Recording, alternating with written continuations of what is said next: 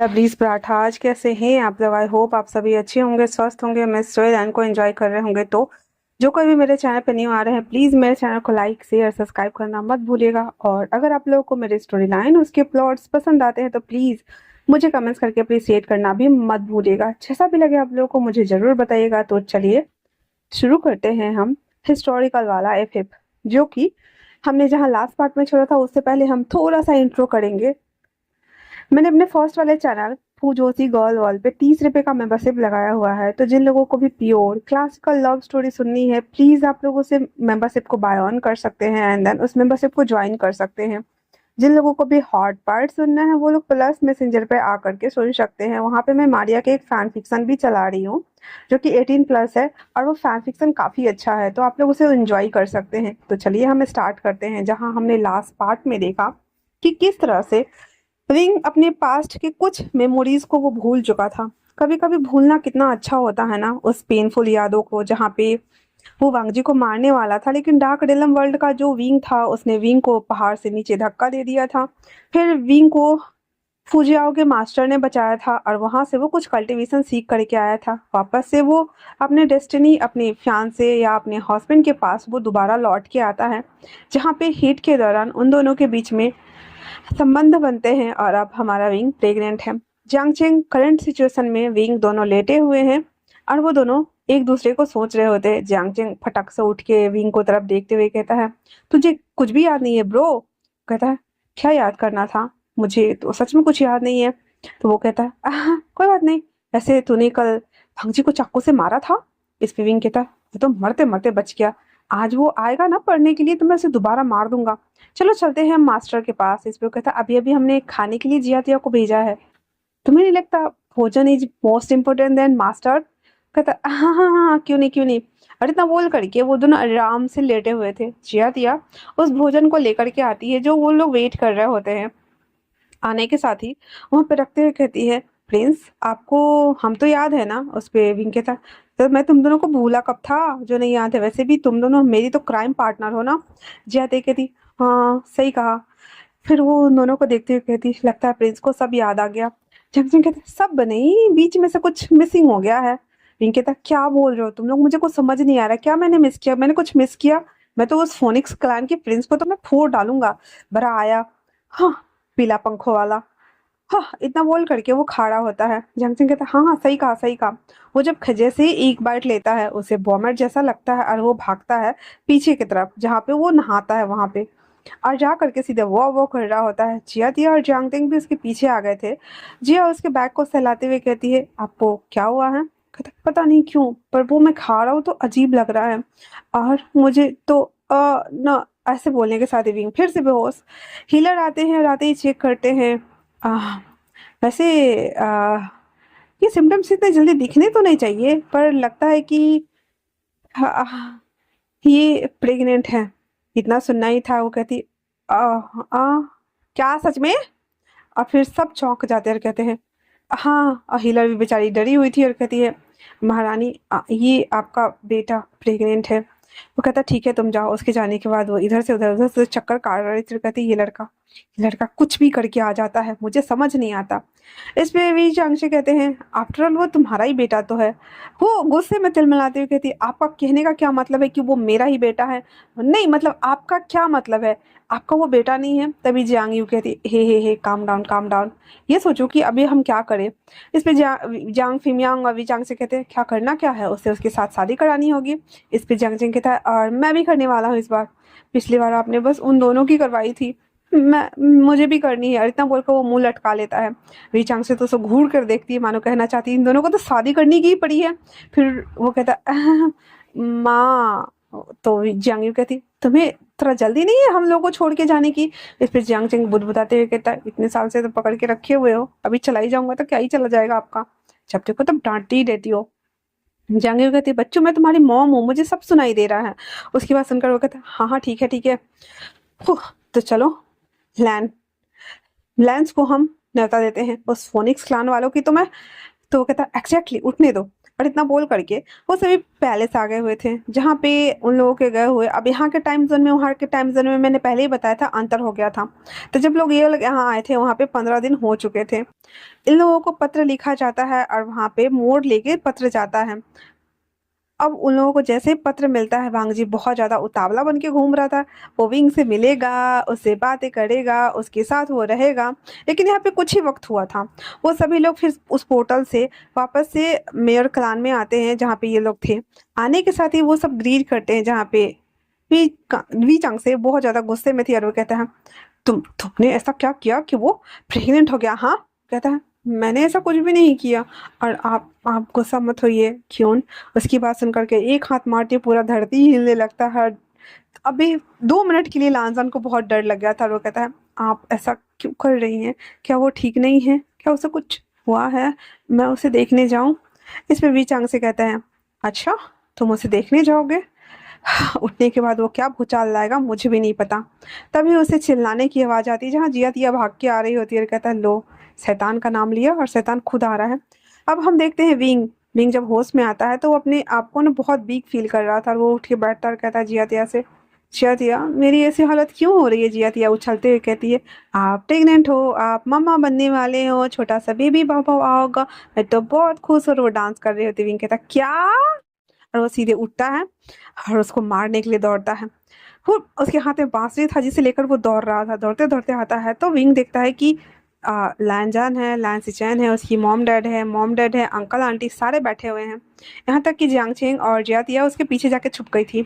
Wing के हाथ में अभी भी मारने वाला पोस्टर में बांसुरी था और कहता है, आप सब कब आए? और इतना बोलकर वो उस बांसुरी को जल्दी जल्दी छुपा लेता और कहता है, आप सबको प्रणाम। और इतना बोलकर वो ग्रीट करता है। उसके बाद भी चांग से हाथ मारती है, वो पहले से हिलने लगता है। अरविंद कहता, माँ क्या हुआ? कहता, तुम शैतान लड़के यहाँ आओ। जब तुम्हारी हीट आई थी तो तुम्हें पता नहीं चला था? तुम्हें तुम्हें तो। अरविंद कहता, मुझे कुछ याद नहीं है, मेरी हीट कब आई थी? और हाँ, अभी जिया दिया बोल रही थी कि मैं प्रेग्नेंट हूँ। मैं प्रेग्नेंट कैसे हो सकता हूँ?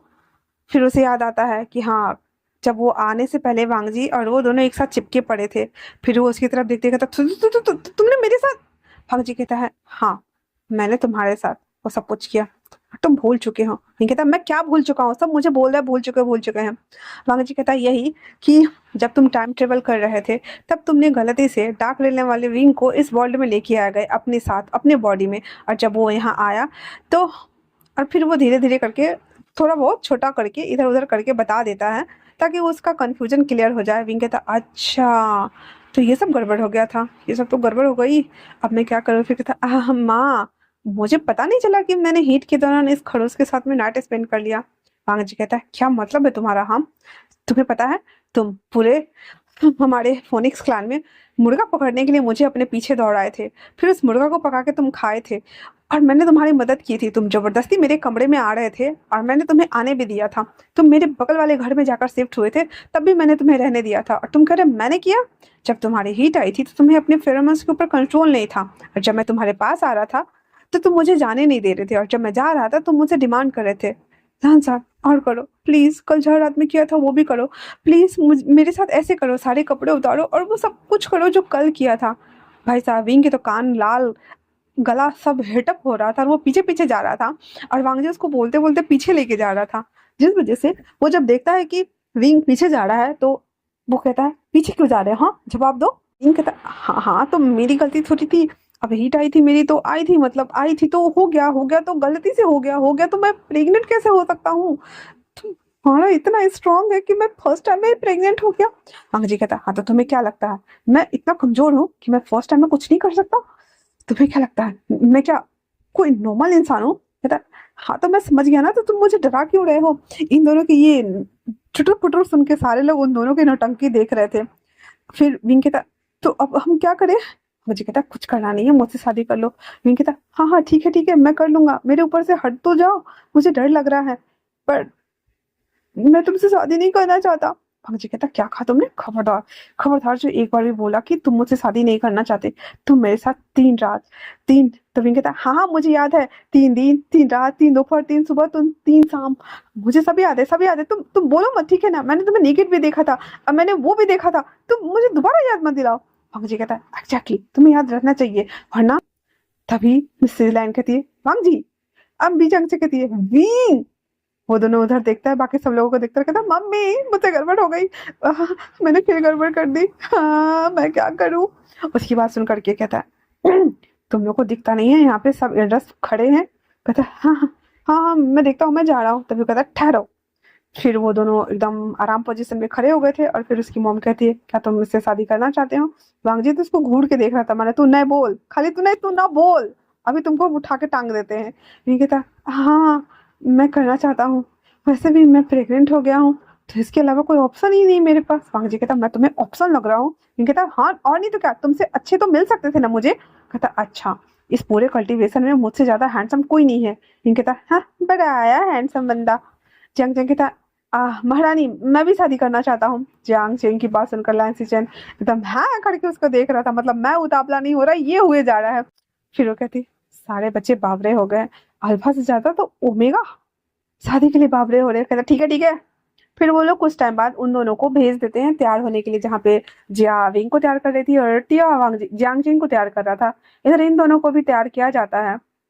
आनंद फानंद में सबको न्योता भेजा जाता है, पूरे क्लान के लोग वहां आते हैं। सारे लोग वहां थे और सबके सामने में विंग और वांगजी की लैन सिचन और जियांग चेंग की शादी करा दी जाती है। फोनिक्स क्लैन और मेयर क्लैन और लोटस क्लैन तीनों एक दूसरे से बहुत ज्यादा हैप्पी थे और वो लोग अपने ओमेगा के शादी के बाद बहुत खुश थे। फाइनली वो सब कुछ उन लोगों को मिल गया था जो उन लोगों को चाहिए था।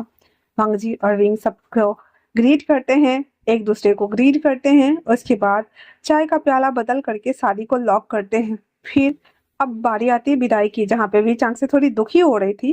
वो कहती है तुम्हारे अंदर क्रिस्टल है तो तुम उसको संभाल के रखना, ये हमारे परिवार की निशानी है। इस पे विंग कहता है मॉम आप चाहे तो वो निकाल सकती है मेरे बॉडी से, मुझे वो नहीं चाहिए। इस पे वो कहते बदमाश लड़के वो तुम्हारा है और मैं निकाल के क्या ही करूंगी बताओ मुझे। तो ठीक है मॉम मैं उसकी हिफाजत करूंगा। और इतना बोल करके वो लोग विदाई के लिए पोर्टल खोलते हैं और फिर वहां से वांगजी विंग लैन सिचन मिस्टर लैन मिसेस लैन लैन खिलन और जियातिया दोनों उनके साथ चली जाती हैं। उसके जाने के बाद बी चांग से और बी कांग से दोनों धराम से बैठ जाते हैं और दोनों रो रहे होते हैं। मतलब अभी तक तो उन लोगों ने खुद को हिम्मत बांध के रखा हुआ था, पर बच्चे खुद से दूर जाते हैं तो बहुत अजीब लगता है ना। तभी जियांग यू और जियांग फेमिया भी वहां आते और बैठते हुए कहते हैं हमारा घर कितना सूना लग रहा है ना। उसकी चहलकदमियाँ बदमाशियाँ कोई शिकायत करने के लिए अब कोई नहीं आएगा ना। उसकी बात सुनकर वो कहता है हाँ सही कहा, अब उसकी शिकायत करने के लिए कोई नहीं आएगा, ये कहने नहीं आएगा कि प्रिंस ने ये किया, प्रिंस वहां चले गए, प्रिंस मिल ले रहे हैं, अब भागा दौड़ी करने के लिए कोई नहीं है, कोई भी नहीं है, कोई भी नहीं है। और इतना बोल करके वो अपने पति के सर पे सर रखी हुई थी। थोड़ा देर शोक मनाने के बाद वो लोग क्या ही कर सकती थी, अपने अपने राजकाज में लग जाती हैं। वहीं दूसरी तरफ विंग और ये सब लोग, हाँ जियांगचिंग और लैंसिजन बहुत ज्यादा हैप्पी थे। जिया त्या भी हैप्पी थे कि फाइनली वो अपने प्रिंस के साथ वहां जा रहे हैं और वो बहुत खुश थे। लेकिन विंग बहुत दुखी था क्योंकि उसे अपने घर छोड़ के आना नहीं था, ऊपर से इस नक चढ़े फोनिक्स क्लैन के प्रिंस से शादी करनी नहीं थी, इसलिए वो मुंह बना रहा था। अब बेडिंग चैम्बर वाले रात में विंग आराम से बैठा हुआ था और उसके कमरे में बहुत सारे गुलाब की पंखुड़ियां, लोटस लोटस की जो खुशबू होती है वो भी डाली गई थी। इंसेंस बर्नर को जलाया गया था, चंदन की स्मेल आ रही थी, बहुत सारे ड्राई फ्रूट्स डाले गए थे। और विंग वांगजी का वेट कर रहा था। वांगजी डोर जैसे ओपन होता है, विंग एकदम खड़ा हो जाता है और वांगजी वहां आता है। उससे पहले विंग अपनी वेल हटाते हुए कहता है देखो तुम मेरे साथ पहले वो सब कुछ कर चुके हो, तुम मेरे साथ दोबारा करने की। और इतना बोलता है इससे पहले ही वांगजी अपनी तलवार को नीचे उतार चुका था और उसके हाथों को पीछे बांधते हुए बेड पे धकेल चुका था और उसके ऊपर आते हुए कहता है अगले मंथ के बाद मैं तुम्हारे साथ कुछ नहीं कर पाऊंगा, मुझे ये मत कहना कि आज मेरे साथ कुछ मत करना। और इतना बोलने के साथ ही उसके लिप्स को कैप्चर करता हुआ उसके ऊपर टूट पड़ता है। विंग कुछ कहता, सोच पाता, समझ पाता, ये सडन एक्शन की वजह से वो घबरा गया हुआ था। उधर लैंसिजन और जैंगचिंग जो कि बहुत ज्यादा हैप्पी थे, हालांकि लैंसिजन दिखा नहीं रहा था पर था वो भी, मतलब बीटा मन में लड्डू फूटा टाइप्स। तो जैंगचिंग और वो दोनों अपने बेडिंग नेट को एक्सपेंड करते हैं। अगले दिन सुबह विंग की हालत खराब थी, उसकी पूरे बॉडी पे नोचे खटोचे का निशान था और वो बहुत बुरी कंडीशन में था। वांगजी फिर से उसके ऊपर था। विंग की आंख खुलती है और उसे मारते हुए कहता हटो हटो मेरे ऊपर से, हटो, तुम बहुत दुष्ट हो, तुम ऐसा काहे करते हो मेरे साथ। तो वो कहता है पर मैंने क्या किया है विंग। कहता तुम मेरी मर्जी के साथ हमेशा मेरे साथ वो क्यों करते हो। इस पे वांग जी कहता है क्योंकि मैं तुम्हारा हस्बैंड हूँ विंग, मैंने पहले भी तुम्हारी जान बचाने के लिए किया था और अभी तो मैं तुम्हारा लीगली हस्बैंड हूँ, मेरा पूरा हक है। इस पे विंग कहता है पर मुझसे पूछना तो चाहिए था ना। इस पे विंग कहता है, वांग जी कहता है हाँ जब बेबी आ जाएगा ना उसके बाद तुमसे पूछूंगा। अरविंद अपने मन में कहता मैं तो मना करूंगा, और वांग जी कहता है और अगर तुम मना करोगे भी तब भी मैं करूंगा। अरविंद कहता मतलब मेरे पास कोई ऑप्शन नहीं है। वांग जी कहता है एक बात बताओ, क्या तुम्हें अच्छा नहीं लग रहा था जब मैं तुम्हारे ऊपर ड्राई रन कर रहा था, तब तुम तो मुझे बोल रहे थे ना और और मोर फास्ट और फास्ट डीपर, तो तुम बोलो क्या तुम्हें पसंद नहीं आ रहा था। हाँ बताओ। पिंक कहता है हाँ मुझे अच्छा लग रहा था। इतना बोलने के साथ ही वांग जी उसके हाथों को धीरे धीरे करके ऊपर पिन कर देता है और अपने दोनों हाथ से पकड़ते हुए वापस से उसके ऊपर आयरन करना स्टार्ट कर देता है, क्योंकि वांग जी जैसे विंग की नींद खुली और वो छटपटा रहा था, सुबह का मॉर्निंग टाइम था, मॉर्निंग सिकनेस होने की वजह से वांग जी फिर से अराउज हो चुका था और वो दोबारा से उसको ऊपर आयरन करते हुए कहता है और फास्ट करो विंग। ठीक कहता है हाँ। और उसके बाद विंग की आवाजें आ रही थी और वांग जी की आवाजें आ रही थी और उन दोनों की आवाजें बाहर जिया दिया भी सुन रही थी, जिसके कान खड़े हो गए थे। कहते हैं हाँ हमारे प्रिंस तो लगे भी रहे हैं। अब कुछ टाइम बाद विंग के टमी सो हो रहा था और वो धीरे धीरे उसका बेबी ग्रो हो रहा था। वांग जी अब तो उसके साथ कुछ कर नहीं सकता था, लेकिन उसके साथ ब्लोजअप और हॉट सीन्स करने में वो कभी पीछे नहीं रखता था। उसके वो निपल्स के साथ खेलता था, उसकी बॉडी के साथ खेलता था और उसके हाथ से खुद को सेटिस्फाइड कराता था। कहने के लिए तो वांग जी ने कहा था कि अब वो उसके साथ कल से कुछ भी नहीं करेगा, बट नेक्स्ट मोमेंट वो दोबारा से वही सभी चीजें कर रहा था, वो भी विदाउट परमिशन के, जिसके बाद वो बहुत ज्यादा फ्रस्ट्रेट हो गया था, इरिटेट हो रहा था, लेकिन कुछ कर नहीं पा रहा था। ऐसा नहीं था कि विंग को पसंद नहीं आ रहा था, क्योंकि as a pregnancy period times उसकी बॉडी अपने आप ही उसके टच से रिएक्ट होने लगती थी और वो क्रैबिंग हो जाता था। कभी कभी तो विंग जानबूझ करके वांग जी के गोद में जाके बैठ जाता था, उसे सिड्यूस करता था ताकि वो कुछ तो करे भाई। इस तरह से देखते देखते 9 मंथ बीत चुके थे और फाइनली विंग ने एक बेबी बॉय को जन्म दिया था, जिसे देखकर पूरे क्लैन के लोग बहुत ज्यादा हैप्पी थे। और वो उसे देखते हुए कहते हैं फाइनली हमारा छोटा सा फोनिक्स आ गया। उसकी बॉडी के वाइट और सिल्वर कलर के पूरे धाराएं बनी हुई थी और वो कुछ टाइम बाद ह्यूमन फॉर्म में तब्दील होने वाला था। जब 12 दिन के बाद उस बेबी का नामकरण करा जाता है तो उस बेबी का नाम युवान रखा जाता है। पूरे क्लैन में बहुत खुशियां मनाई गई थी कि प्रिंस को बेबी हुआ है। वांग जी की मॉम पूरे प्रिंस प्रिंस के लिए और बेबी के लिए पूरे प्रजा में एक होता है ना आयोजन समारोह टाइप का रखती है, जिसमें पीकॉक क्लान से और सभी लोग आए हुए थे, जिसमें जियांग यू, जियांग फेमियांग, विकांग से वो भी आए हुए थे और सभी लोग हिस्सा लेते हैं। Mister and Mrs land baby युवान को गोद में लेकर के पूरे प्रजा को दिखाते हुए कहती ये हमारा भावी किंग आ गया है, आप सब खुशियां मनाइए। प्रजा में उत्साह था और सारे लोग बहुत ज्यादा हैप्पी थे। विंग और वांग जी भी अपने बेबी को लेकर के बहुत ज्यादा हैप्पी थे। विंग अपने माता पिता से मिलता है, उनसे हालचाल पूछता है। विंग में थोड़ी बहुत मैच्योरिटी आ गई थी, जिसे देख करके वो कहता मेरा बेटा बड़ा हो गया, सच में वो मेरा शैतान बेटा अब कहाँ चला गया है। विंग कहता माँ ऐसा कुछ नहीं है।